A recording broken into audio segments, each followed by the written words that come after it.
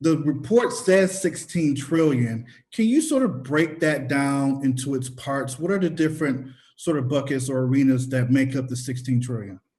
Sure. The 16 trillion is the sum of estimated economic losses from homeownership, education, income, and business investment gaps between Black and white households and firms. The largest share of the gap is $13 trillion less in business revenues. Accompanying that figure are potentially 6 million fewer jobs created per year. The next largest share is 2.7 trillion in wages not earned by Black workers. The remaining shares are from foregone income due to the education gap, plus equity not accrued and spending not affected from the homeownership gap. Again, folding in racial wealth gaps would produce an even more outsized figure than 16 trillion. So let's just take the 16 trillion that we have in front of us. How do we start to chip away at that? How do we get that number lower? Is there any plan for that under your thoughts? Well, sure. It's best to take a holistic approach, as racial gaps appear to link to each other in a complex matrix.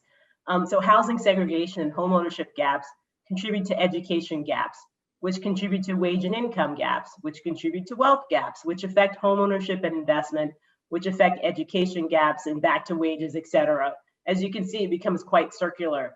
So targeting each of these gaps from multiple fronts can erode racial economic inequality.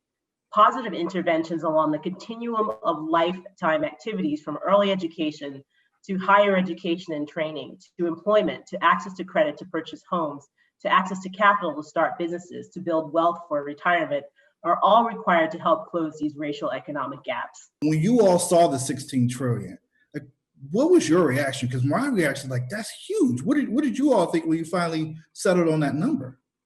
Well, the figure looked about right. Indeed, it may be a lower bound of estimates on economic loss, as we did not try to quantify the racial wealth gap.